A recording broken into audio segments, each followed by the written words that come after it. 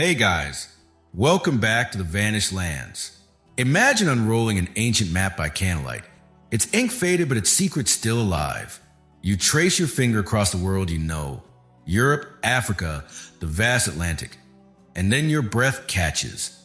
There, in the heart of the Pacific, lies a land that should not exist. California, drawn not as a peninsula we know today, but as a vast floating island drifting apart from reality itself. For centuries, the greatest explorers swore it was real. Sailors vanished chasing its shores. Kings fought for it. Priests condemned it. And yet, the island refused to die. Was a mistake of history, or a truth too dangerous to remember. Tonight, we step into the shadows of forbidden maps, cursed voyages, and haunted legends to uncover the story of the island of California. The island that was, and perhaps still is, alive. Imagine this. You step into a forgotten library. The air thick with dust and the weight of centuries pressing down on your shoulders. Shelves stretched to the ceiling, lined with leather-bound volumes whose spines have faded to a color somewhere between shadow and memory. You light a candle, its flickering flame trembling against the damp stone walls. And there on a massive oak table rests a map, parchment yellow by time, its ink bleeding faintly into the fibers. You unroll it slowly, your fingers brushing symbols and coastlines drawn long before your ancestors were even born. Your eyes drift across the continents, familiar yet not quite. Europe looms where you expect it. Africa sprawls proudly below. But then, your gaze drifts westward beyond the Atlantic, across the vast blue void of the Pacific Ocean. And there, your heart skips a beat. You see California, not as a peninsula we know today, tethered securely to the body of North America, but as a great floating island, a landmass adrift in the sea. Its jagged coastline curves like the edge of a sword. Its interior is left blank, as though inviting secrets to pour into it. And above it, written in the hand of some long-forgotten cartographer, are words that make no sense to the modern mind. California, the island of gold. You blink, wondering if your eyes deceive you. But no, this is no trick of the candlelight. The map itself insists upon this vision. A land that is, and yet is not. A peninsula torn from its roots, drifting free, as if geography itself could be unmoored from reality. And here's the riddle. Why did the greatest map makers of the 16th and 17th centuries, men who charted oceans and measured the very curves of the earth, draw California as an island? Why would kings and emperors, sailors and priests swear that this phantom geography was true? What madness had gripped the world, and what secret knowledge lay beneath their pens? To answer, we must step back into an age when the world was not fixed, when every coastline shimmered with uncertainty, and maps were not mere tools, but portals into realms of myth and memory. It was a time when explorers did not just discover lands. They conjured them, pulled them from whispers and dreams, and pressed them onto parchment as if willing them into being. The 16th century was an age of hunger. Empires clawed at each other for dominion over oceans, for spices, for souls, for gold. The Spanish, flush with the spoils of Mexico, turned their gaze westward across the endless Pacific, certain that riches yet undreamed of awaited them. Among their tales was a curious legend whispered in the court of Madrid and carried in the mouths of sailors. The story of a land called California, not a dull strip of desert clinging to a continent, but a glorious island, cut off from the mundane world, overflowed with treasure and ruled by warrior queens as fierce as the Amazons of old. Where had this idea begun? With a book, a romance novel written around 1510 by the Spanish writer Garcia Rodriguez de Montalvo. In his tale, California was a mythical island, populated entirely by women, rich in gold, and guarded by griffins and strange beasts. The name itself may have come from Califia, a fictional queen of unmatched beauty and cruelty.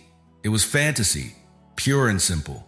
And yet, when Hernan Cortez and his men began their conquest, this story clung to them like a shadow. In the fevered jungles of Mexico, where myths and reality already blurred, the line between romance and cartography broke down. Cortez himself sailed north in 1533, searching for new lands beyond Mexico. Storms battered his fleet, and men vanished to disease and thirst. But amid the suffering, a rumor emerged that they had reached an island separated from the mainland by a strait, an island of great promise. Some swore they had glimpsed it. Others insisted they had walked upon its shores. And so the myth grew teeth. By the middle of the 16th century, maps began to show California torn away from the mainland, cradled by an invisible sea.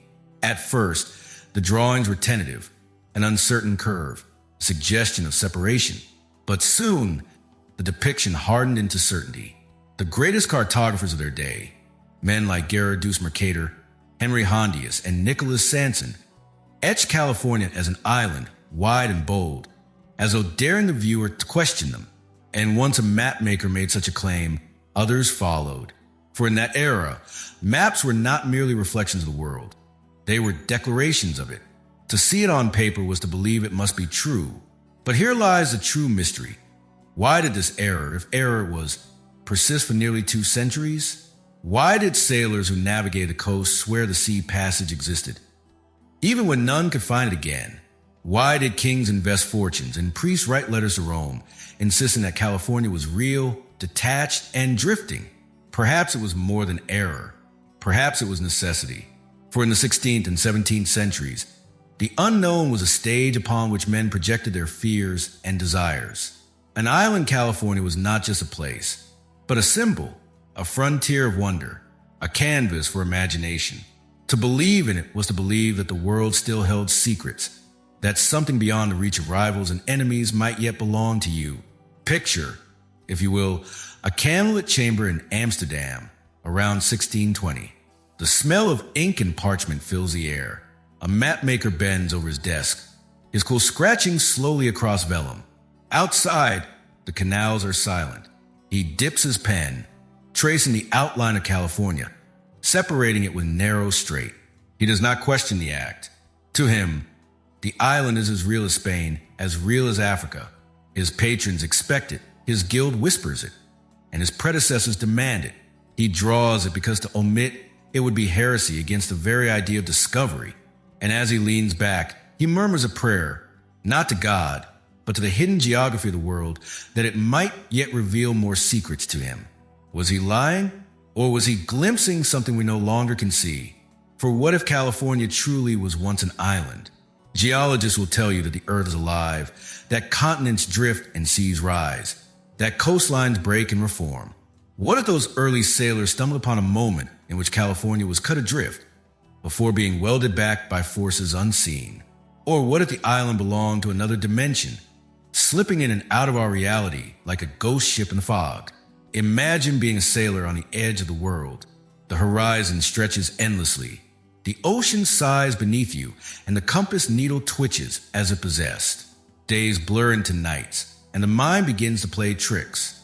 You glimpse a coastline where none should be. You hear voices carried on the wind, speaking in tongues you cannot place. You see lights on distant shores that vanish as you approach. And when you return home, broken and half delirious, your words are written down by men in fine robes, who smile and nod and add your visions to their maps. What if the island of California was not a lie, but a lure? A mirage placed upon the seas to test the resolve of men, to see how far they would sail, how much blood they would spill, how deeply they would betray themselves in pursuit of it. For every sailor who claimed to glimpse its beaches, there were 10 who never returned, their bones swallowed by the Pacific. For every king who dreamed of claiming it, there were rivals plotting to seize it first. The island became a phantom prize, shaping policy and ambition, driving men into storms they could not survive. And here's the strangest part. Even after explorers walked the length of California's coast and proved beyond doubt that it was connected to the mainland, the myth refused to die. Maps continue to show it as an island well into the 18th century. Universities taught it. Libraries preserved it. Monarchs commissioned new charts that still clung to the fantasy. It was as if the world itself conspired to keep the lie alive. Or perhaps, as some whispered, the island could not be seen by all. Perhaps only certain eyes in certain times could pierce the veil and find it in dusty archives across Europe. There are still maps that bear the phantom outline. Their ink has faded, but their conviction remains. California, adrift. California, untethered. California, the island that should not exist. And when you gaze upon them, you feel a shiver, as though the earth itself is less stable than you once believed. So ask yourself this: was the island of California simply a mistake of history, a misunderstanding repeated until it calcified into fact? Or was it something more, a forgotten truth, glimpsed by men who no longer had the words to describe it, a truth erased by the steady march of science, but waiting still on the far horizon? Because the island was never real. Then why did so many men swear upon their souls that they had seen it? Why did they return trembling, with stories of strange coastlines and alien shores? Why did the maps refuse to change, even when reality itself demanded correction? And if it was real, then where is it now? The candle burns low. The map before you glows faintly in the wavering light, its coastlines dancing like living things. You lean closer, tracing the outline of California with your finger. You feel a strange sensation, as though the parchment itself is breathing, as though the island is whispering across centuries, daring you to believe. What if this was never a mistake? What if the island of California is still out there, drifting in some hidden fold of the Pacific, waiting to be found again? The flame sputters, the shadows deepen. The parchment seems to ripple like water. And as you close the map and extinguish the candle, one question lingers in silence. What if California really was once an island? The story begins not with map, not with voyage, but with a book written in Spain.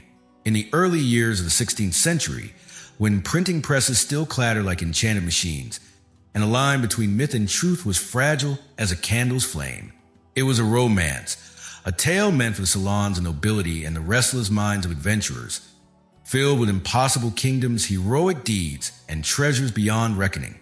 Its author, Garcia Rodriguez de Montalvo, likely never knew the power he unleashed when he set pen to paper. For within his book, buried like a seed in fertile soil, was the name of a land that would haunt explorers, confound map makers, and whisper across centuries: California. Montalvo's story was called Las Sagas de Esplandian, The Adventures of Esplandian. To modern ears, it sounds like a tale of fantasy, but in the Spain of the 1510s, such romances were devoured with the hunger of people standing on the edge of a new world. The novel described a remote island, far to the west of the Indies, near the edge of the known world. It was a paradise of unimaginable wealth, rich in gold, pearls, and precious stones. But it was not the riches that made it unforgettable, it was its rulers. For California, in Montalvo's telling, was governed by women, warrior queens, armed with weapons of gold, mounted on griffins and sworn to allow no man upon their shores. At their head was Queen Califia, a figure of radiant power and dark allure. She was as beautiful as she was terrible, as merciful as she was cruel, a queen who commanded loyalty and fear in equal measure. Her island was not only a realm of wealth, but of isolation, a kingdom deliberately cut away from the rest of the world. Montalvo did not claim it was real. He claimed it was wondrous. And yet, his words carried a strange gravity, as though they had slipped through the cracks of imagination and memory into something deeper. For readers in Spain, this California was not just entertainment. It felt like prophecy. Only 2 decades earlier, Christopher Columbus had sailed west and found a continent where no one had expected one. Only recently had Cortez begun his conquest of Mexico, discovering empires of gold and cities more splendid than European capitals. Every wild dream seemed possible. Every fable seemed waiting to be proven true. Why should California be any different? And so the seed was planted, a story whispered in royal courts, in taverns crowded with sailors, in monasteries where scholars debated the nature of geography. Was California a jest, a playful figment of a romance writer's imagination? Or had Montalvo stumbled upon a memory older than history itself? A hidden truth preserved in the form of story until the right moment came to reveal it? This was the 16th century, an age when the borders between fact and fiction were porous. Explorers carried with them not only compasses and charts, but the weight of myths. El Dorado, the fountain of youth, the 7 cities of gold. Legends did not sit idle in books. They bled into men's ambitions and shaped their journeys. And California, the island ruled by warrior queens, began to shimmer on the edges of maps that had not yet been drawn. Picture for a moment a council chamber in Madrid. The air is heavy with incense. The walls adorned with maps of the newly discovered Americas. Courtiers murmur, and in the corner a friar reads aloud from Montalvo's book, his voice trembling as he describes the island's riches. The listeners do not laugh. They lean forward, their eyes bright with hunger. For Spain's coffers are swelling with Aztec gold, and the hunger for more is insatiable. If one empire treasure can exist, why not another? It is here that the romance ceases to be mere fiction. Words give birth to ambition. Ambition gives birth to voyages, and voyages give birth to maps. Slowly, the line between imagination and geography dissolves. California, once a character in a novel, begins to step onto the stage of history. And yet, a debate simmers. Scholars whisper among themselves, exchanging letters across Europe. Was Montalvo a prophet or a prankster? Was California a satire of paradise, meant to mock men's greed? Or was it a fragment of some half-remembered legend, carried across generations from sailors who glimpsed lands now forgotten? The discussions are heated, but the age demands belief in the marvelous. To dismiss California outright would be to risk missing another world-changing discovery. The detective work of historians shows us how quickly the legend spread. By the 1520s and 1530s, whispers of California reached the ears of Hernán Cortés himself, fresh from the ashes of Tenochtitlan. Cortés turned his gaze northward, hungry for new lands to conquer. He had heard of islands rich with pearls, places where wealth lay scattered on the shores like seashells. To a man who had just toppled an empire, the notion of California was not absurd. It was irresistible. And so, with sails filled by restless winds, Cortés sent expeditions into the unknown. Men vanished in storms. Ships wrecked upon reefs, but rumors returned stronger than the failures. Some swore they had glimpsed strange coastlines to the northwest. Others claimed to have heard native stories of an island beyond. And with every whisper, Montalvo's fiction grew flesh. The romance hardened into rumor, rumor into testimony, testimony into fact. But the moment when California shifted forever from myth to map came in 1533. A ship, battered and broken, limped back from the Pacific. Its surviving sailors, gaunt and hollow-eyed, brought a story that set Europe ablaze. They claimed they had seen it, not just heard of it, not merely dreamed of it, but laid eyes upon California itself. They described a land cut off from the mainland, separated by a strait, standing like a fortress of nature against the endless sea. Imagine the power of those words in a world desperate for discovery. Scholars who once debated satire versus truth now leaned heavily toward truth. Courtiers whispered of expeditions, merchants calculated profits, and cartographers sharpened their quills. If even one sailor claimed to have seen the island, then surely it must exist. And so, in the space of a single testimony, the lie or the truth became unshakable. But what of that sailor, that nameless witness whose words reshaped maps? What did he truly see? A mirage rising from the horizon? A peninsula mistaken in exhaustion for an island? Or something stranger still, a coastline that should not exist, glimpsed only for a moment before vanishing back in the fog? His words have been lost to time, but their echo reshaped the very fabric of geography. From this moment forward, California was no longer merely Montalvo's invention. It was a phantom born from the collision of myth and memory, a shadow cast onto the world's maps, and once inscribed upon parchment. It gained a life of its own. Think of the irony. A novelist, sitting at his desk by candlelight, invents a land to delight his readers. A conquistador, eager for conquest, sails into the unknown. A half-mad sailor, shipwrecked and broken, returns with a tale. And together, these threads weave a tapestry of belief that endures for centuries. The phantom is born. It slips from imagination into ink, from ink into ambition, from ambition into history. And once born, it cannot easily be slain. For here lies a great mystery. If California was a lie, why did it feel so real? Why did so many cling to it, defend it, even kill for the chance to claim it? Perhaps, deep down, humanity needs its phantoms, needs islands that float just beyond the horizon, treasures always just out of reach, mysteries that refuse to be solved. Without them, the world would feel too small, too mapped, too final. And so California became more than a story. It became a mirror of human desire, of greed, of faith in the impossible, a mirror of our refusal to let go of wonder, even when reason demanded it. In the centuries that followed, the phantom would grow. Map makers would draw it again and again. Sailors would chase it. Kings would swear it belonged to them. Scholars would argue. Priests would bless. And skeptics would be silenced. And all because one novelist dreamed, one conqueror sought, and one shipwrecked sailor swore he saw what should not have been there. The birth of the phantom was complete. And once it was born, it would haunt the world for 200 years. But what of that sailor? What of the man whose broken voice convinced a world to believe?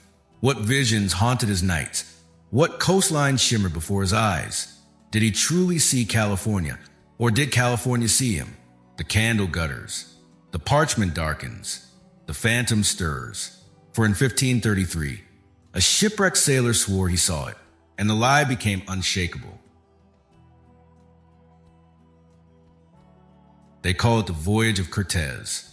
He sailed west not for gold, not for glory, but for a phantom. In the years after his brutal conquest of Mexico, when the Aztec Empire lay shattered beneath his boots, Hernan Cortez had become more than a man. He was a legend, a figure both feared and admired, whose hunger for conquest seemed endless. Yet even legends are not satisfied. Gold tarnishes, empires crumble, and memory is fickle. Cortez, restless and haunted by whispers, turned his gaze toward the horizon. The whispers spoke of an island of wealth, an island of beauty, an island that did not belong to this world. They called it California. And whether born from the pages of a Spanish novel or the delirium of shipwrecked sailors, the legend clung to him like a shadow he could not shake. He had seen empires of stone, temples of gold, men clad in feathers and jaguars. Why should an enchanted island be any less real? And so, in the year 1533, Cortez ordered ships to be built, not for the conquest of cities, but for the pursuit of a dream. He promised his men riches, pearls scattered like dew upon beaches, forests teeming with beasts unknown, and perhaps, though he said it less often, women who ruled like queens, fierce and untamed. The promise was intoxicating. And so the ships sailed west, their sails fattened by the winds of destiny, their hulls creaking with hope and dread. From the moment they left the shore, omens dogged them. The sea was restless, the skies heavy with storm. Men whispered that the Pacific was not a sea at all, but a living beast, stretching endlessly, hungering for ships to swallow. At night, the stars seemed unfamiliar, their constellations shifting, as though mocking the navigators who tried to make sense of them.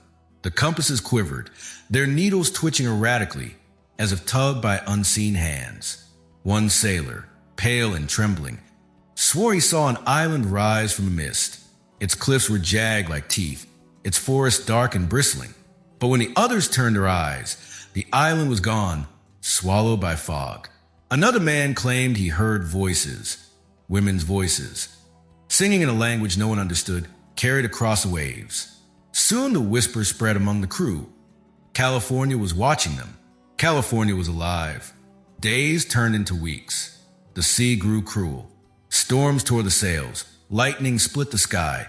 Waves as high as fortresses crashed over the decks. Men clung to ropes with bleeding hands, praying, cursing, weeping. Food rotted. Water turned foul. Sickness spread like fire in dry grass. The dream of California began to twist into dread. Was this voyage cursed? Had they dared to chase a phantom better left undisturbed? But Cortez pressed on. He was not a man to bow to storms or spirits. His will was iron, his eyes unyielding. He had conquered Tenochtitlan against impossible odds. He would not be defeated by shadows on the sea. Yet even Cortez, unbending and proud, could not silence the fear that crept through the men. At night, they swore the horizon itself shifted, coastlines sliding like mirages, as though the world was remaking itself beneath their eyes. Then at last, land appeared. A ragged coastline stretched before them, barren and strange, cliffs rising from the sea like the bones of giants. They dropped anchor, exhausted, half-starved, desperate for rest. The air smelled of salt and sage. The cries of unseen birds echoed across the shore. But there was no welcome, no sign of paradise. The land was harsh, rocky, almost hostile. Yet Cortez, with fire in his eyes, declared it California. Was it truly? Or was it some desolate peninsula mistaken for an island?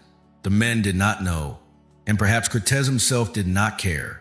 To name it was to claim it, to declare before God and King that he had found the phantom. But California did not yield easily. Supplies dwindled. Men quarreled. Despair gnawed at their hearts. One night, a storm tore their ships from their moorings and dashed them against the rocks. Timber cracked like bones. Sails shredded. Men screamed into blackness. When dawn came, half the fleet was gone.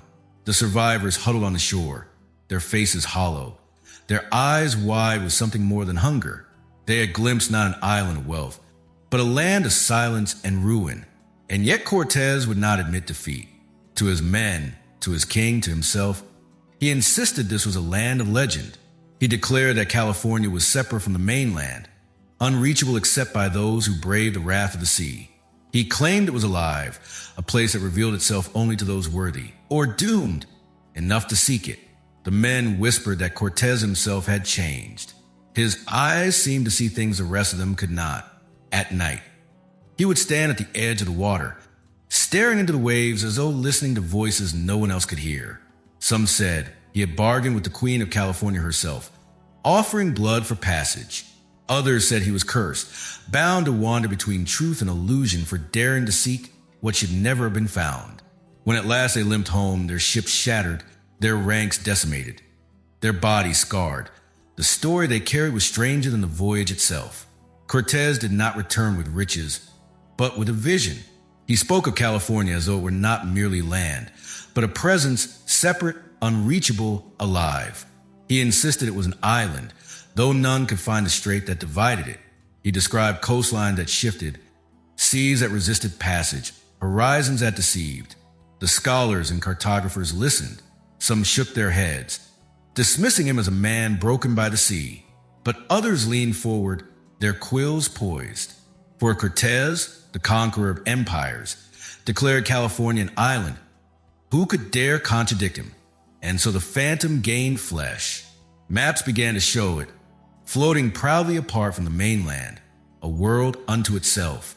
But in the hearts of those sailors who had lived the voyage, the truth was darker. They did not speak of riches or paradise. They spoke of storms that came from nowhere, of voices in the mist, of coastlines that slid away like dreams. They spoke of a land that resisted them, that punished them, that revealed itself only to wound them. They spoke of California as something alive. The legend deepened. The phantom grew, and though Cortez had found nothing but ruin, his words would echo across centuries. California was not a mistake, not a fiction, not a tale to be dismissed. It was an island, separate, unreachable, alive. And so the lie or the truth took root. From that broken voyage, the island of California stepped fully into history. Cortez returned with broken ships and haunted eyes, insisting California was separate, unreachable, and alive. What happens when an error is copied again and again until it becomes truth? That is the riddle of the island of California. Not just a tale whispered by sailors, not just a dream clung to by explorers, but a vision that hardened into ink. For once something was drawn onto a map, those sacred, fragile parchments that defined the very boundaries of the world. It was no longer just rumor, it became fact. The 16th and 17th centuries were the golden age of maps. Europe was in frenzy. Antwerp, Amsterdam, Venice, cities whose wealth flowed not only from trade, but from knowledge, became the centers of cartography. Map makers were more than artisans. They were visionaries, priests of geography, translating the chaos of oceans and mountains into ordered lines. A map was not merely paper and ink. It was authority. It was truth. Kings consulted them before wars. Merchants trusted them with fortunes. Sailors clung to them with their lives. To be a cartographer was to wield power as sharp as any sword. And yet, in those dim workshops filled with the smell of oil lamps and the scratching of quills, a strange conspiracy was born. California appeared again and again, an island floating proudly off the coast of North America. Even when explorers whispered doubts, even when some claimed they walked its shoreline and found it bound to the mainland, the maps refused to change. Antwerp mapmakers, Dutch engravers, French royal cartographers, all traced the same impossible line. Why? Was it ignorance? Was it simply the echo of Cortez's broken voyage, repeated by men too far removed from the Pacific to know better? That is the easy answer. But history rarely settles for the easy answer. Too many maps, too many years, too much stubbornness for mere error. Consider this. In Antwerp in 1592, Abraham Ortelius, one of the greatest geographers of his age, published his Theatrum Orbis Terrarum, the theater of the world. California was not yet an island on his map. It still clung tenuously to the mainland. But only a few decades later, his successors in Amsterdam were etching California apart, giving it its own waters, its own borders, its own life. Did they truly believe this? Or did they know something more? Imagine a guild of cartographers gathered in a candlelit hall. Their faces are gaunt, their fingers stained with ink. On the walls hang maps like relics, each one depicting the world slightly differently, as though reality itself shifts from parchment to parchment. They speak in whispers, in Latin, in codes and ciphers, about the things they cannot publish openly, the oceans that behave like living things, the coastlines that appear and vanish, the lands that should not exist. And perhaps, just perhaps, California was one of their secrets. It is easy to see them as artisans, but the cartographers of Antwerp and Amsterdam were also merchants, spies, and mystics. They traded not just in maps, but in secrets. Sailors returned from distant voyages with tales of strange islands, voices in the fog, compass needles that spun like possessed things. Some of these stories never reached the public. They were too dangerous, too unbelievable. But the cartographers heard them, recorded them, filed them away. And when the same story emerged from too many mouths to be dismissed, they drew it. To erase it would be to deny what too many had sworn to see. Thus California gained ink. And once ink was laid upon vellum, it could not be undone. But what if it was more than caution? What if the cartographers themselves were complicit? A brotherhood bound not by guild but by oath, sworn preserver forbidden geography, to draw the world not as it was, but as it truly is in shadows? A cult of cartographers, guarding knowledge too perilous for common eyes. Knowledge of an island that was not just a place, but a presence, an island alive. The pattern is too deliberate. Consider Nicolas Sanson, the French cartographer who in 1656 published one of the most influential maps of North America. On it, California floats freely, its coastline carved with uncanny confidence, as though drawn from sight rather than imagination. Yet Sanson had never seen the Pacific. How could he describe an island he had never walked, never sailed around? Consider Henry Hondius and Jan Jansen in Amsterdam. Their atlases spreading across Europe, copied by countless printers. Each one shows the island, firm and unyielding, as if daring the reader to question it. And questioners did arise, Jesuit missionaries in the New World, who swore the land was attached, who begged for corrections. Yet the maps continued.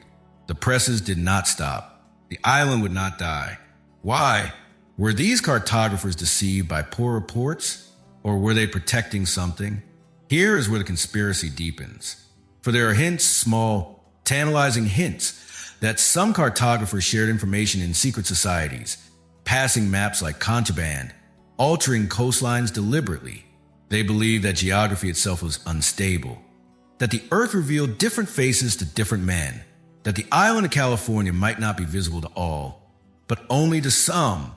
And if that were true, then to erase it would be to deny the very strangeness of the world. Picture a mapmaker late at night, his shop silent, his lamp flickering. He bends over parchment, tracing the outline of California. As his quill scratches, he feels a presence behind him, as though unseen eyes guide his hand. He dares not stop. He dares not ask if the coastline he draws is his own invention or something whispered to him by the phantom itself.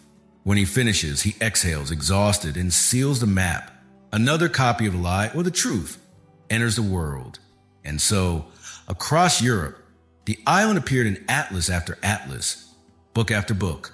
Children grew up believing in it. Merchants charted courses around it. Kings claimed it for themselves. The longer it was copied, the truer it became. But one question haunts us still. Why did they all draw the same coastline? Why the same curve, the same separation, the same straight cutting away from the mainland? How could men who never set eyes on the Pacific reproduce the same impossible geography with such precision? The easy answer is repetition. They copied one another, line for line, mistake for mistake. Yet the lines change.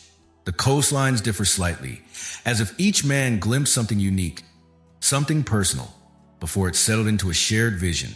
Could be that the island projected itself into their minds, using their pens as its mouthpiece. That California wanted to exist, and so it whispered its shape into ink. And then we must ask, who benefited from this? Was it simply a commercial trick, a way for mapmakers to sell atlases by feeding the hunger for discovery? Or was it something darker, a pact between explorers, merchants, and cartographers to hide the truth of the Pacific, to obscure what lay beyond, to keep certain coasts secret from rival empires? For hidden geography is power. To know where land begins and ends is to command trade, to conquer, to colonize. If California was truly separate, whoever held it would hold the key to the western seas. Perhaps the cartographers were not just dreamers, but conspirators, feeding kings and merchants with visions that served their secret ends. And still, the same coastline appeared, as if carved into memory, as if etched into the very bones of the earth. Here lies the hard conspiracy.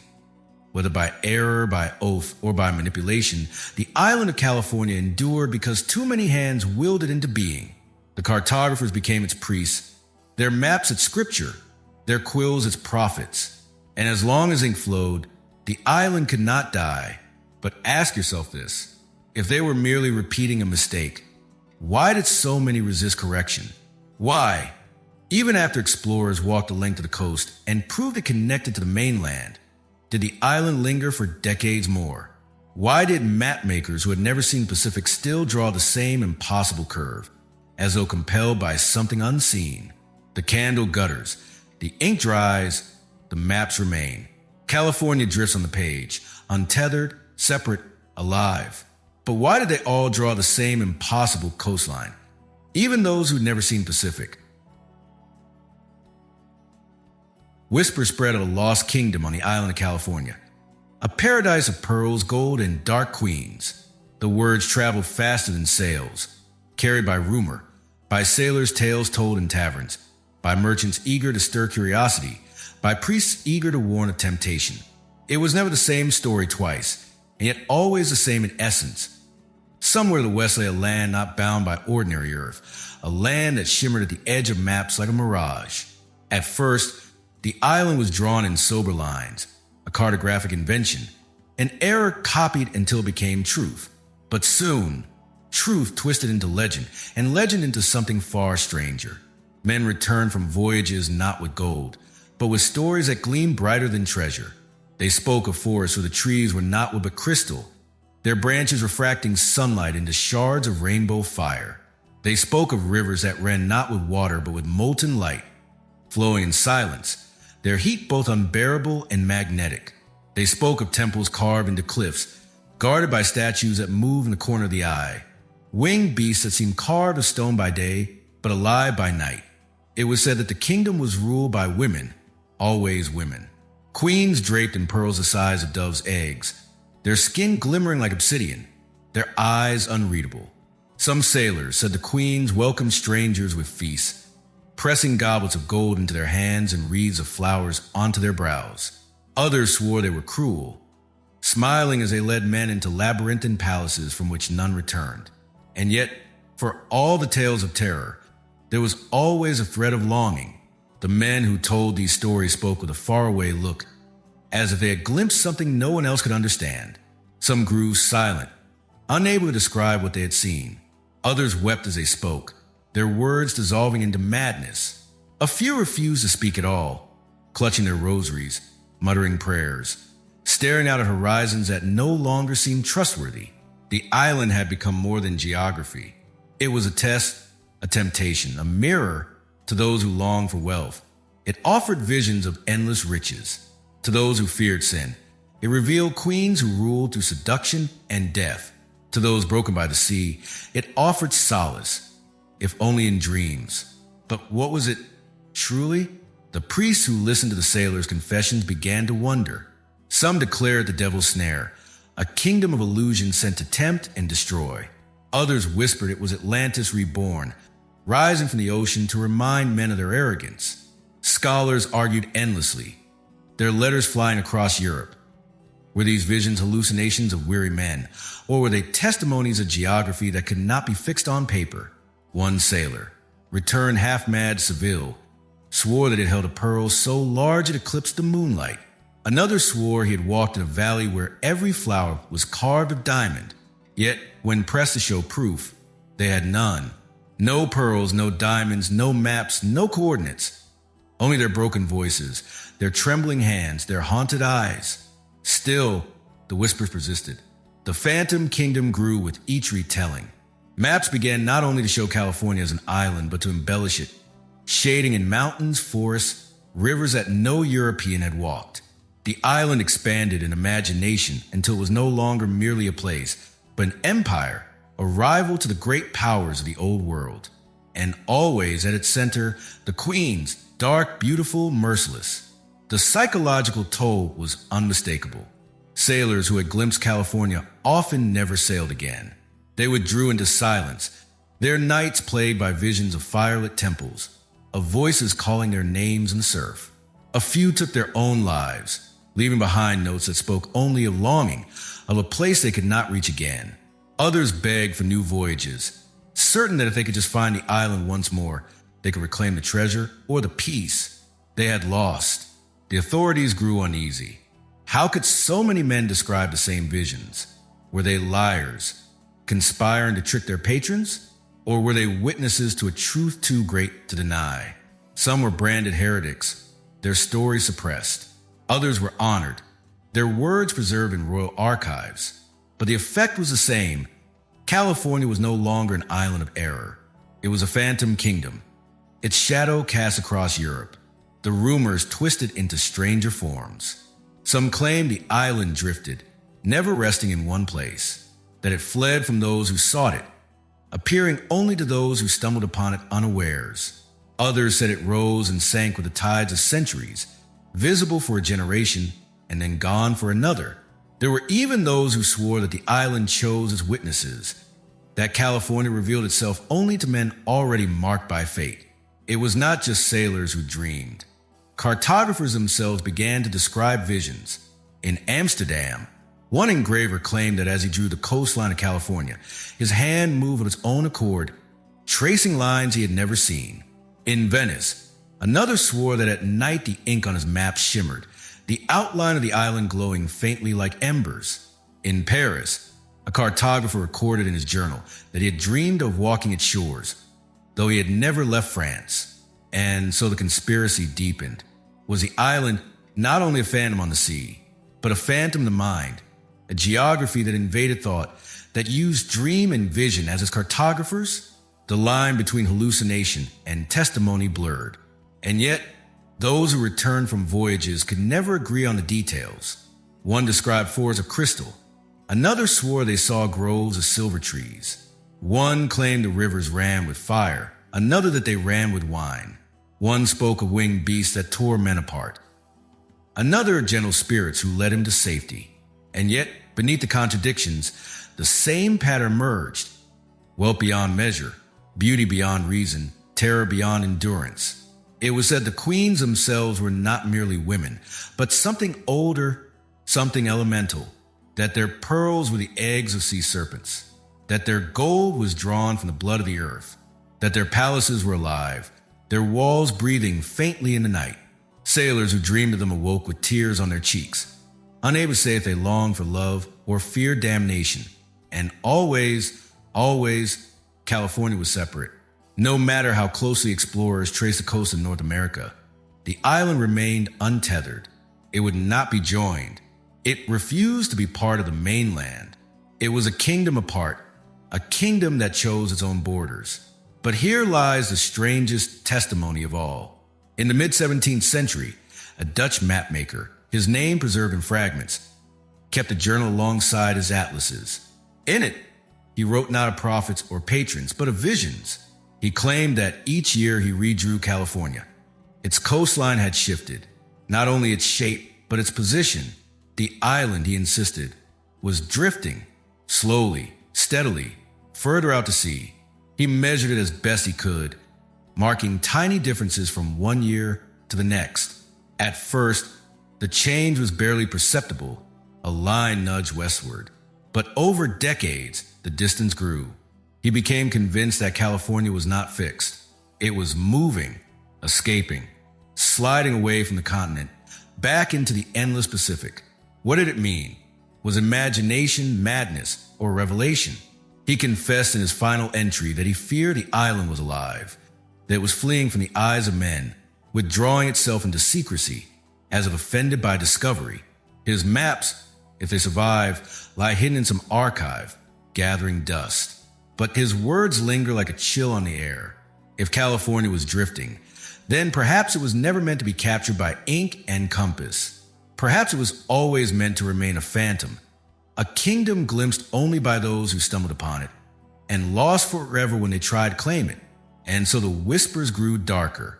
California was not just an error, not just a temptation, not just a kingdom. It was something alive, something that moved with purpose, something that chose to appear and disappear, something that mocked the very idea of geography. One mapmaker's journal records something no one could explain: California drifting further out to sea each year. If California was an island, then where was the strait that separated from the mainland? That question haunted explorers, scholars, and kings alike for centuries. For the island of California was real, it could not float in a void. It had to be cut free by some hidden waterway, a passage threading between the desert of the north and the ocean of the west. Find that strait, and one could prove the island's existence. Find it, and the mystery would be solved. Find it, and a new route to empire might be opened. The search began not with sailors, but with men on foot. Spanish expeditions marched into the deserts of New Spain, convinced that somewhere in the shimmering heat lay the missing waterway. They followed rivers that dried into dust. They crossed valleys where the earth cracked under sun. They climbed mountains only to see endless wastelands stretching before them. They carried with them compasses, charts, rosaries, and the words of Cortez still echoing in their ears. California is separate, unreachable, alive. The desert gave no answers. Instead, it swallowed them. Caravans vanished without trace, their bones lost beneath shifting sands. Scouts wandered into mirages, chasing glittering visions of water that dissolved into nothing. Some returned, broken by thirst, babbling of shapes that moved across the horizon. Shadows like ships, gliding silently across the desert floor, their sails black against the burning sky. They swore they saw a mass rising from dunes, hulls half buried in sand, as though the sea itself had once rolled through the land and left behind its vessels as ghosts. The locals who guided them told older stories, stories of the forbidden passage. They whispered of a strait that was not a river or a gulf, but a wound in the world, a place where the sea cut into the earth like a blade.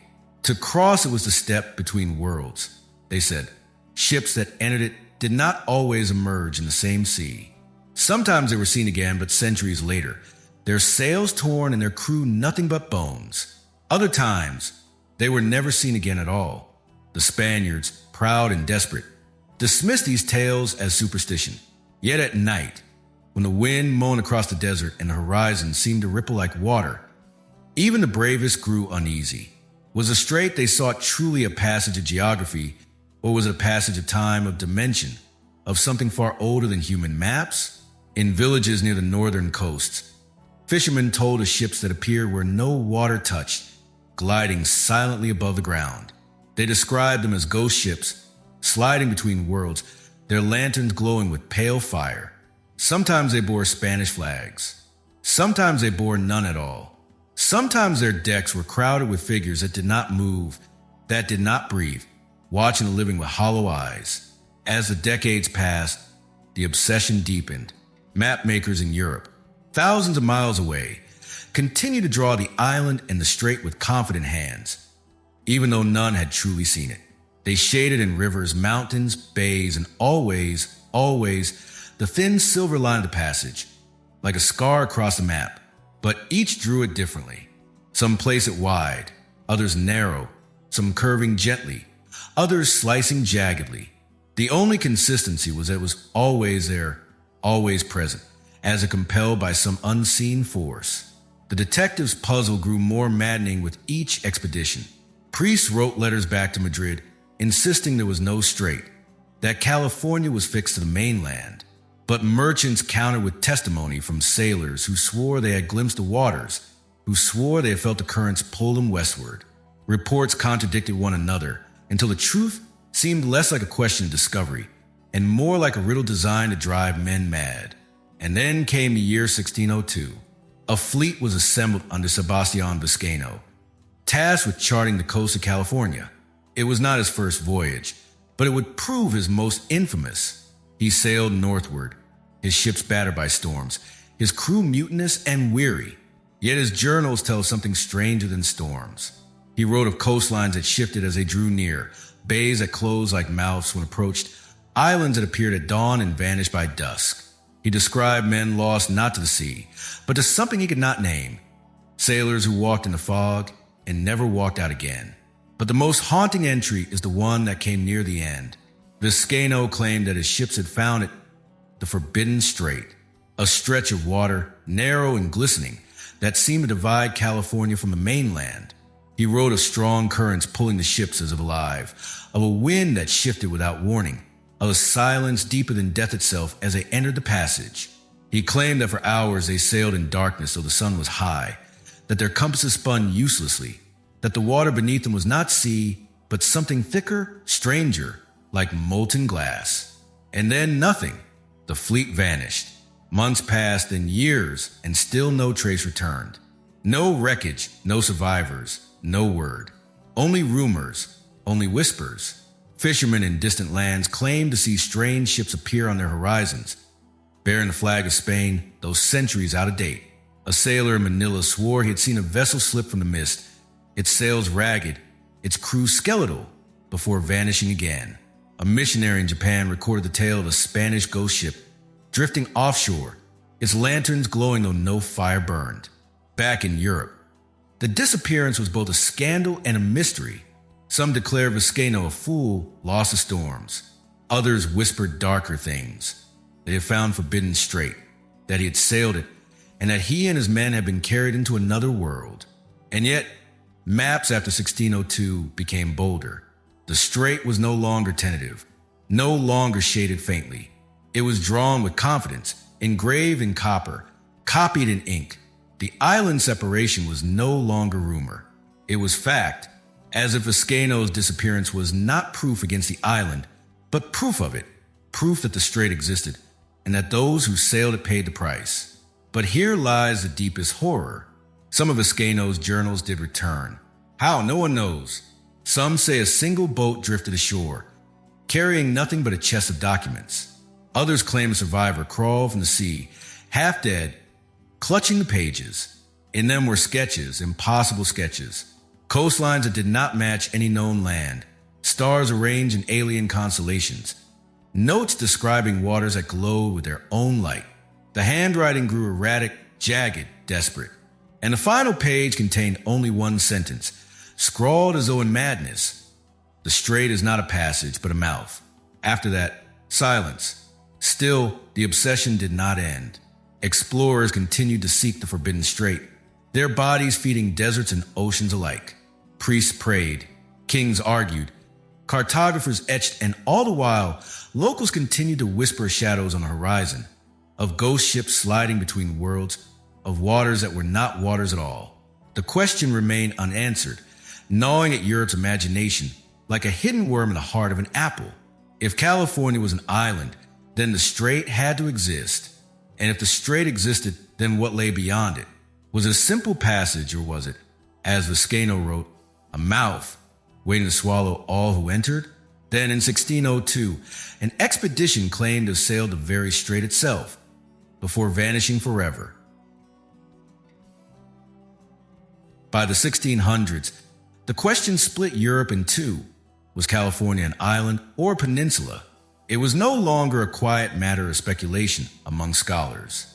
It was war, not a war of swords or muskets, but a war of ink and paper, of claims and counterclaims, of maps used as weapons as sharp as any blade. The stakes were enormous. For California was indeed an island. It was not merely geography. It was sovereignty. Whoever claimed it could control a gateway to the Pacific, a fortress of empire that could alter the balance of power between Spain, England, France, and the Dutch Republic. And so, in candlelit chambers and crowded printing houses, the battle raged. Map makers became soldiers in this unseen conflict. In Antwerp, in Amsterdam, in Paris, in Madrid, men bent over parchment, scratching lines that could change history. To draw California as an island was to challenge certain kings, to serve others, to claim that the New World still held mysteries that Europe had not mastered. To draw as a peninsula was to deny the legend, to insist on order, to strip wonder away. The conflict was vicious. Nations funded rival cartographers, showering them with patronage, demanding loyalty not to truth but to state. Spies infiltrated workshops, bribing apprentices, stealing copper plates. Forged maps circulated like counterfeit coins, designed not to inform but to deceive.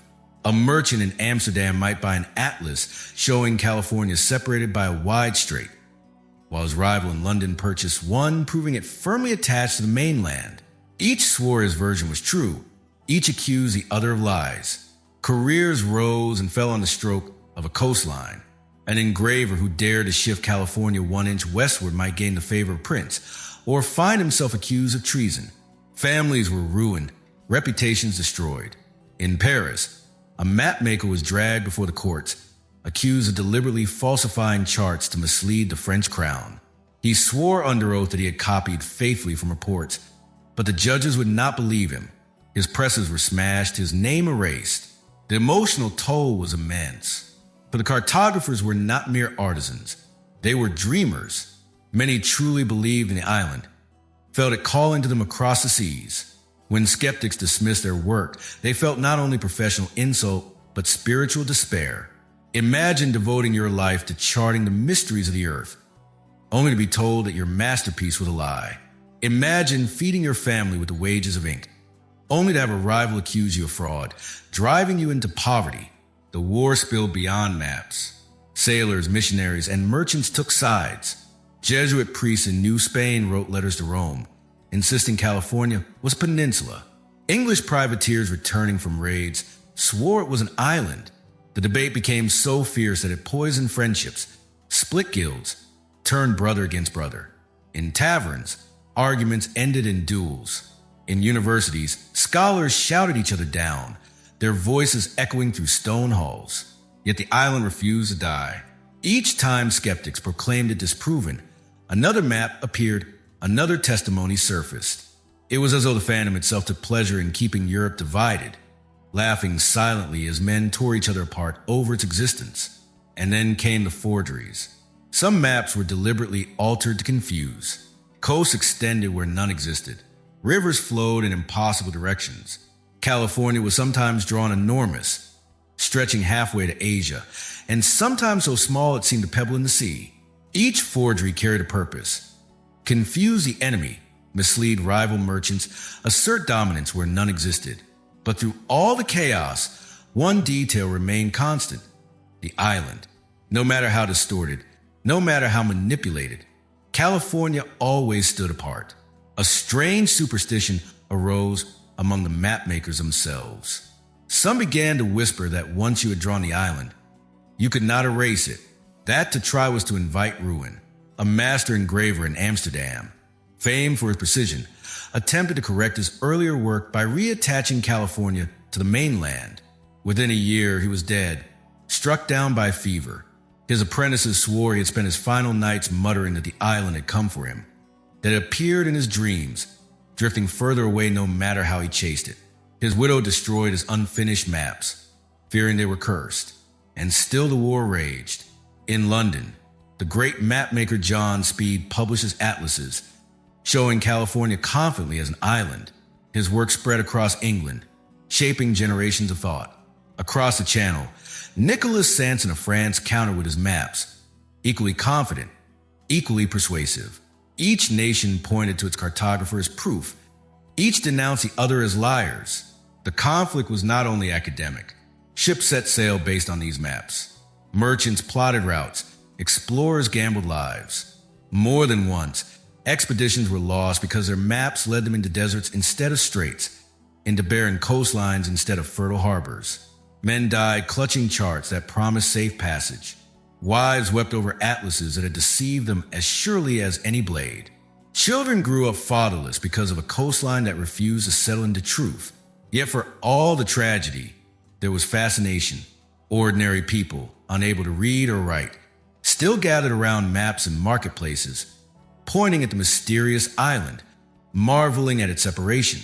California was not just an argument for scholars. It was a story for everyone, a reminder that the world was not yet finished. That mystery still lurked at the edges of knowledge. But behind the public battle, darker currents flowed. In monasteries, in private collections, in hidden archives, maps circulated that were never meant for common eyes. Some bore coastlines that shimmered strangely, as though drawn from dreams rather than reports. Some bore annotations in Latin that spoke of forbidden knowledge, of islands that drifted like living things. And then, in one monastery archive, a single map was discovered that defied even the boldest. It did not show California merely as an island cut free by a strait. It showed it completely detached, floating in the void, untethered from the continent, adrift in Pacific like a wandering soul. No strait, no connection, no anchor to the mainland. A land that had chosen exile, a land that was alive. The monks who guarded it refused to say where it came from, or who had drawn it. Some claimed it was the work of a madman. Others claimed it was copied from an older source, a chart that predated Cortez himself. A few whispered that it was not drawn by human hands at all. The cartographic war had torn Europe apart. But this single forbidden map hinted at something worse, that all their fighting, all their forgeries, all their ruined lives were but shadows of a deeper truth. That California was not merely a question of peninsulas and islands, but something stranger, something more terrible. For what kind of land drifts into the void? They say at night, sailors could see lanterns glowing on the horizon, on a land that shouldn't exist. Small, flickering lights, like distant harbors, like fishing boats clustered along a shore. Yet when the ships turned their course and sailed toward them, the lights drifted further away, always just beyond reach. Some swore they heard bells tolling across the waves, or faint voices singing in a tongue no man could place. It was as if the sea itself was haunted, and the island of California was calling. The stories multiplied. A Portuguese navigator, writing in 1620, claimed that his ship approached a coastline at dawn. They saw white beaches stretching wide, cliffs towering above them, and in the cliffs, what seemed to be windows, hundreds of them, glowing faintly as if from within. They dropped anchor, preparing to send boats ashore. But then, as the sun rose higher, the coast dissolved. What had seemed solid stone blurred into mist, until only empty sea remained.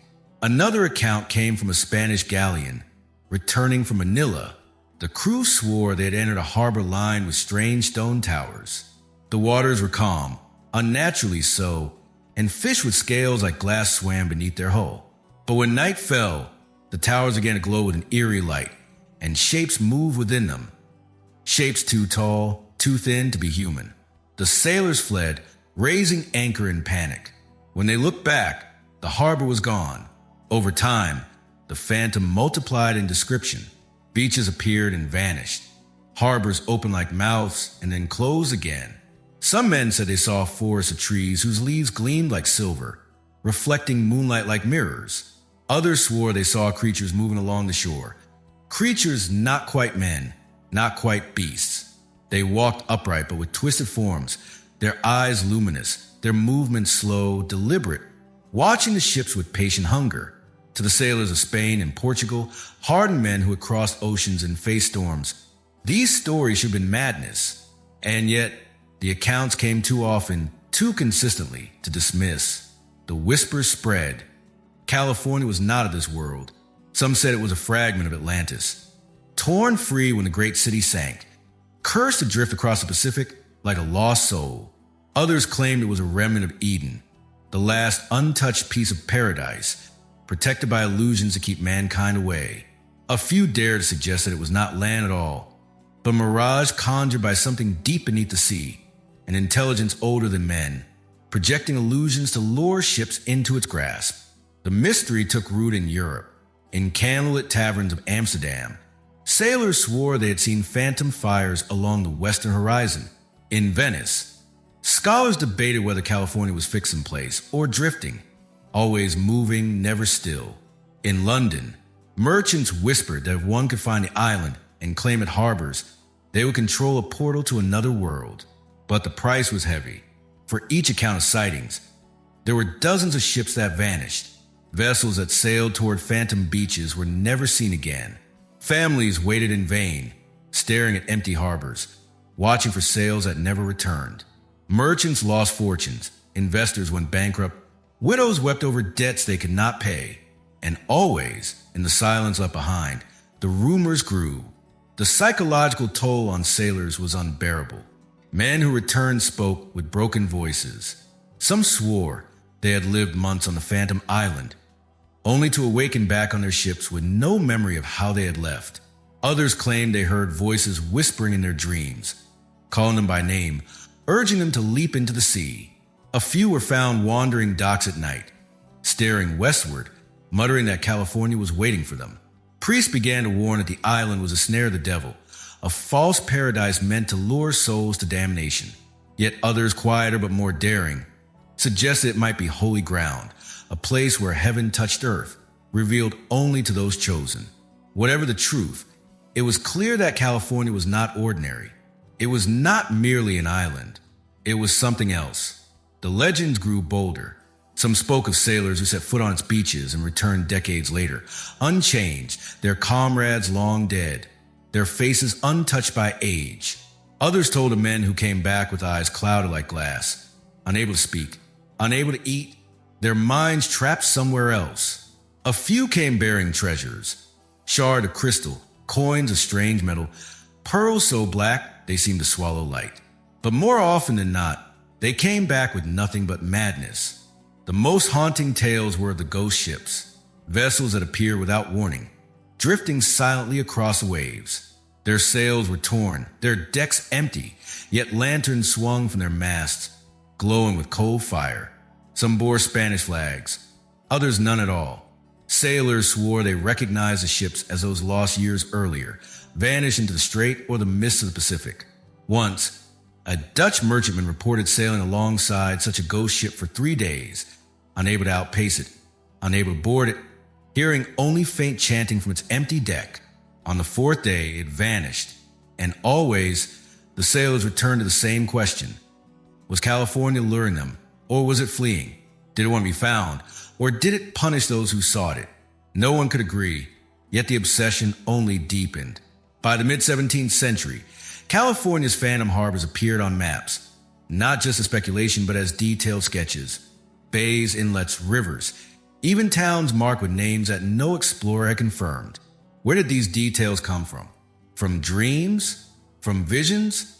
From the whispers of half-mad sailors? The map spread across Europe, and the island became more than a question of geography. It became a symbol of the unknown, a place where the laws of Earth bent, where truth dissolved into myth. But then came a story that changed everything.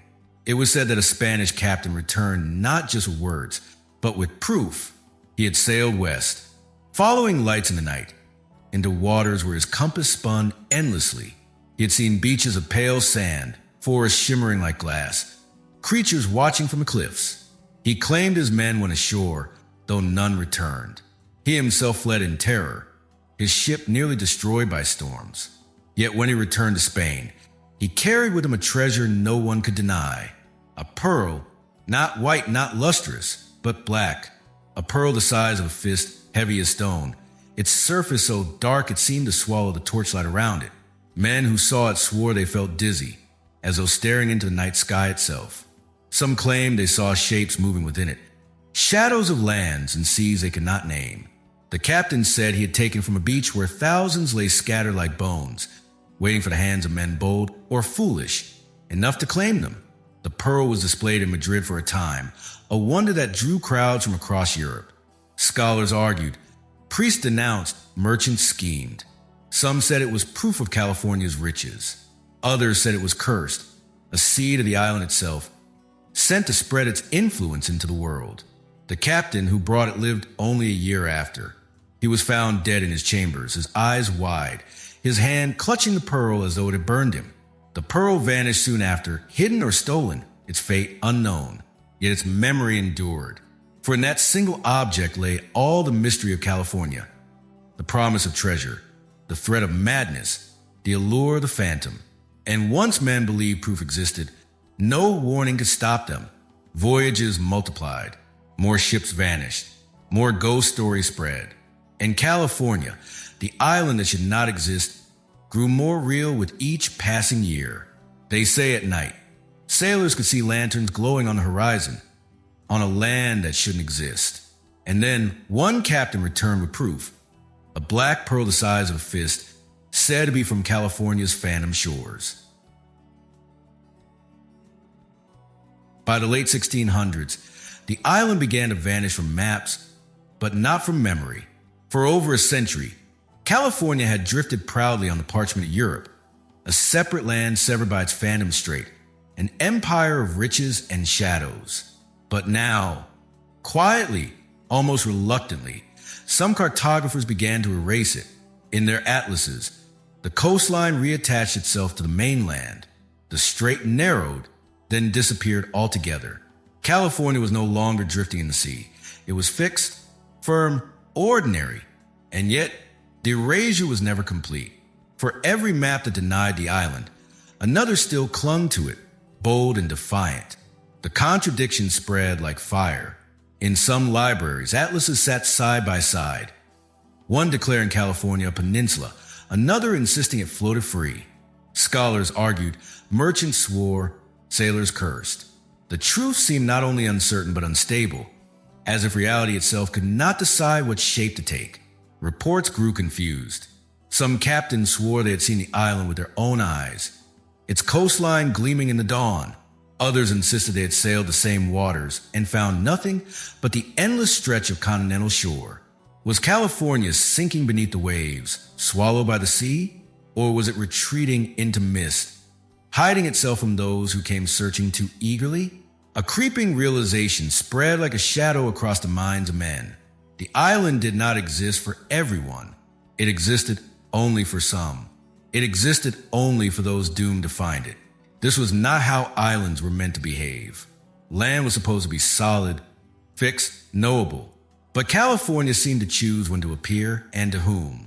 One Jesuit priest wrote bitterly that the island was a demon of geography, showing its face only to those it wishes to curse. Another explorer confessed that it sailed the Pacific 3 times without glimpse of it. Yet his companion on the same voyage swore he saw its cliffs rise in the distance. How could two men, standing side by side, see two different worlds? Unless the world itself was deceiving them, the psychological toll deepened. Sailors no longer trusted their own eyes. They feared horizons, feared mists, feared the shape of the sea itself. Some confessed that after months at sea, every coastline seemed untrustworthy, as though the earth had grown fluid, capable of sliding and shifting beneath their gaze. A few grew convinced that California was not a place but a judgment, that to see it was to be chosen, to be marked for madness or death. In villages along the Mexican coast, locals told darker stories. They said the island appeared only to those who had sinned, calling them across the water like a siren. Fishermen claimed that on quiet nights they could hear voices whispering their names across the waves, luring them toward a shore they could never reach. Some said men who followed the voices were found days later, drowned, their bodies pale and swollen, their mouths filled with sand. Others were never found at all. And yet, the obsession did not fade. If anything, it grew sharper. The fewer who saw the island, the more desperately men longed for proof. Expeditions were mounted again and again. Some returned claiming success, others returned in ruin, and many never returned at all. Their fates became the stuff of rumor. Ghost ships wandered in the Pacific. Crews lost to hunger and madness. Captains who leapt overboard swearing they heard their names being called. Even in Europe, far from the waters of the Pacific, the island haunted the imagination. Scholars debated not whether it existed, but why it appeared and vanished. Some suggested it was a mirage of the desert, reflected on the sea. Others argued it was a continent still drifting, slowly pulling itself away from the mainland. But a few, quiet, fearful, heretical, suggested something else, that the island was not part of our world at all, but an intruder from another, slipping in and out of reality like a ghost through a wall. One Jesuit missionary, stationed in the remote reaches of Baja California, wrote of his encounter in a letter never meant to be read by the public. He described walking alone along the coast at dusk, when the horizon blurred and the sea seemed to shift.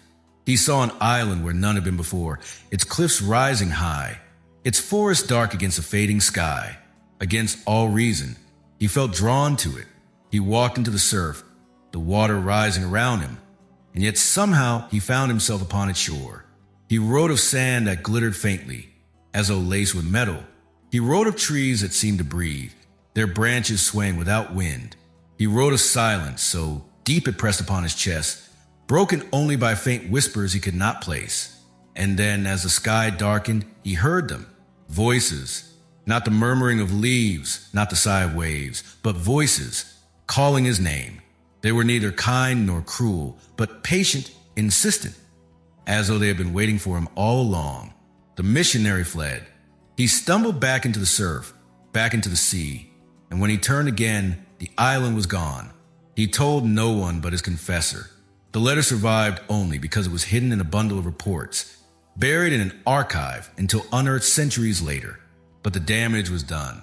For if even a man of God could not resist the island's call, what hope had ordinary men? By the end of the 17th century, California had become more ghost than land. Some maps erased it, others clung to it, but all agreed it was no longer certain. Sailors whispered that it had grown weary of being sought, that it was retreating into the mist forever. But even as it vanished from ink, it burned brighter in memory. It became a story, a haunting, a dream that refused to die. And for those who swore they had walked its shores, it became something worse, a memory that never left them, a voice that never stopped calling. By the late 1600s, the island began to vanish from maps, but not from memory. And one Jesuit missionary swore he had walked its shores and heard voices calling his name. In 1747, the Pope himself declared California was not an island. The matter was settled on paper after centuries of confusion, of maps showing coastlines that seemed to defy reason, of sailors vanishing in pursuit of phantom shores. The Vatican stepped in to end the debate. A decree was issued. California was a peninsula attached firmly to the mainland. The strait was a lie, the drifting island an error of maps and imagination. But decrees do not erase memory, and words written in Rome could not silence the whispers that haunted the Pacific. Even as the ink dried on the papal decree, ships returned to Spain with stories stranger and darker than before. Captains who swore they saw lanterns flickering on the horizon. Sailors who spoke of beaches that shimmered in the night and vanished at dawn. Jesuit missionaries who confessed in private that they had seen California separated from the mainland with their own eyes. The decree declared certainty. The world, however, refused to comply. Why did the church intervene? On the surface, the explanation was simple. For decades, Jesuit explorers in Baja California had marched across deserts, scaled mountains, followed rivers. They reported back time and again that the land was whole. They had walked from the mainland into California without crossing water. They had mapped its valleys and its coasts. They begged Europe to correct its mistake. At last, Rome listened. The Pope declared the matter closed. But the timing raised questions. Why, after centuries of silence, did the Vatican feel the need to settle the issue so publicly? Why not allow the map makers to decide for themselves? Why use papal authority to stamp out the legend? Some whispered it was about control. Maps were power, and the church could not tolerate a world where geography itself seemed uncertain. A drifting island, glimpsed by some and invisible to others, threatened more than borders. It threatened order. If California could appear and vanish at will, what else might the world be hiding? What else might God's creation conceal? Better to declare, with divine authority, that the earth was fixed and stable, even if it was not. Others suspected something deeper. The church had long collected maps, charts, and testimonies from missionaries across the globe. They had access to accounts that ordinary scholars never saw. Perhaps they had read too many letters from priests who swore they had seen the island. Perhaps they had gathered too many reports of ghost ships, of voices whispering across the sea. Perhaps they knew the truth, that California was not an error, but something far stranger. And perhaps they feared what might happen if that truth spread unchecked. So the decree came, heavy and final. California was not an island. The debate was over.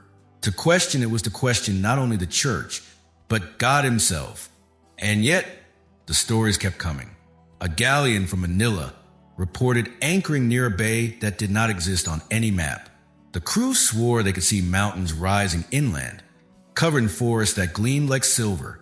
When they tried to land, the coastline receded, always just beyond reach. Another ship, lost in fog, found itself drifting beside a shoreline with strange statues. Figures too tall, too thin, carved of black stone. But when the fog lifted, the statues were gone and the shore was nowhere to be found. Even missionaries continued to whisper in secret. One Jesuit, stationed in the deserts of Baja, wrote in a coded journal of walking for days until he reached the coast. There, across a narrow channel of water, he saw an island, not a mirage, not a shadow, but land real solid, undeniable. He described its cliffs, its forests, its silence. He swore he heard voices calling his name, faint but clear, as though the island itself was aware of him. He dared not cross. When he returned, the channel was gone, the land reattached, the island vanished. He told no one, except the pages of his journal, which he had carefully in the folds of his trunk. But perhaps the most damning evidence was not in the deserts or the seas, but in Rome itself. For the Vatican held more than Bibles and relics. Its archives brimmed with maps, maps gathered from every corner of the world, maps that never reached the public eye. Some were forgeries, some mistakes, but some bore coastlines and annotations too strange to dismiss. Scholars who glimpsed them whispered of geographies that shifted, islands that moved, lands that appeared only in dreams. And among these forbidden treasures was said to be a map of California unlike any other. It was not the familiar outline, severed by a narrow strait. It did not cling tentatively to the mainland. It was drawn completely apart, floating in the middle of the Pacific, untethered and adrift. No coordinates marked its position. No explanation was given. It hovered in emptiness, as though it were not a place at all, but a fragment of some other world. The monks who guarded it refused to speak of its origins. Some claimed it was copied from an older source, long lost. Others said it had been drawn by a cartographer who never sailed, who claimed to see the island in visions. A few whispered it was not drawn by human hands at all. Whatever its truth, it was deemed too dangerous for the world. It was locked away, sealed in the Vatican's secret archives. Why? Because if the public knew, the decree would mean nothing. The Pope could declare the matter settled, but the phantom would continue to live in ink. The only way to kill the island was to bury the last surviving map, to hide it where no one could see. But phantoms are not so easily buried. Even after the decree, sailors still saw lanterns glowing on the horizon. They still told of phantom harbors, of vanishing beaches, of voices in the mist. Scholars still argued, quietly, about what the church truly feared. And the people, ordinary men and women who gathered around maps in taverns and marketplaces, still whisper California, the island that refused to die. For decrees may silence men, but they cannot silence memory. And in one monastery archive, a single forbidden map was found, showing California completely detached, floating in the void. In 1770, a cartographer named Miguel Venegas swore he would settle the question forever. For more than 2 centuries, Europe had argued, fought, and obsessed over California, island or peninsula, mirage or land, phantom or reality. Kings had funded expeditions, popes had issued decrees, sailors had vanished chasing its shifting shores. And yet the mystery endured. Venegas, a Jesuit priest and scholar, was determined to end it. He believed in reason, in order, in the power of science to strip away superstition. He had studied maps all his life, weighed evidence, read every testimony he could find. He was convinced California was no island, no phantom kingdom, no drifting land. It was a peninsula, solid and fixed, attached to the continent. He would prove it once and for all. He set out with quills, journals, instruments for measurement, and an iron faith that truth could be captured on paper. He believed his mission was holy, that by correcting this error, he would restore sense of geography and silence the whispers that had haunted Christendom for generations. But the desert is not kind to faith. He marched north through Baja California, across valleys where the earth cracked like old parchment, across mountains that clawed at the sky. He measured the land carefully, noting every river, every ridge, every bay. He mapped with precision, recording distances, angles, bearings. For weeks, his work was steady, rational. His journals read like the writings of any scholar, dry, meticulous, exact. But then, slowly his word began to change. He wrote of lights in the desert. At first he dismissed them as tricks of the sun, mirages caused by heat. But as the nights grew longer, the lights remained. They glowed faintly along the horizon, blue and white, moving like lanterns. Some hovered low to the ground. Others floated high in the sky. His guides refused to approach them. They whispered that these were the beacons of California, calling travelers toward a sea that should not exist. Venegas tried to resist fear. He wrote in his journal that he would not be fooled by illusions. Yet his entries became restless. He described the feeling of being watched as he worked, of eyes upon him though the desert was empty. His sentences grew shorter, sharper, as though he was writing quickly, afraid the words would vanish if not caught at once. Then came the figures. He first mentioned them in passing, shadows upon the ridge. But with each day, the descriptions grew more vivid. He wrote of tall forms, motionless, watching him from a distance. They never approached, never spoke. Yet, wherever he went, they were there, at the edge of vision on the far horizon, vanishing when he turned his glass upon them. His guides fled, one by one, leaving him with only silence. Still, he pressed on. He told himself it was his duty, that reason must triumph. But his maps grew stranger. Rivers twisted in impossible directions. Coastlines curved where none existed. He marked bays that no other man had ever seen. His journal entries alternated between calm observation and sudden bursts of dread, as if he were caught between two worlds, one of order, one of chaos. And then the sea appeared. Venegas described walking across a barren plateau when suddenly, without warning, he stood at the edge of water. An ocean stretched before him, vast and silent. Though no ocean should have been there, he dipped his hand into it and swore it was real. Waves lapped against the shore. Gulls cried above, salt stung the air. He wrote that he could see, across the water, a distant coastline rising, a land he recognized at once. California, the island floating separate and free. He could not explain it. When he returned to the same spot the next day, the sea was gone. Only desert remained. His journal trembled with desperation. The land mocks me. It shifts as it pleases. I measure and it erases. I chart and it changes. The more I chase, the further it drifts. From that point, madness seeped into every line. He wrote of walking in circles, of returning to places he had already mapped, though he swore he had gone north. He wrote of dreams in which California called to him, its voice sweet and terrible. He wrote of faces in the sand, rising when the wind blew, watching him with hollow eyes. His science broke beneath the weight of mystery. One entry reads, "The land is alive. The coast moves. The strait opens and closes. I cannot pin it to the page. I cannot make it still." Another reads, The voices follow me. They whisper in Latin, in Spanish, in tongues I do not know. They say, California floats. His companions found him one night standing at the edge of the desert, staring into emptiness, his quills still scratching on parchment though no ink remained. His eyes were wide, his lips moving silently, as though speaking to someone unseen. He raved of maps that would not hold, of coastlines that slipped like water through his fingers. When at last he returned from his journey, he was not the man who had set out. He was gaunt, hollow-eyed, broken. His maps were incoherent, lines crossing lines, seas where desert should be, mountains floating apart from land. His journals grew unreadable, filled with frantic scrawls, sketches of figures without faces, drawings of an island drifting endlessly westward.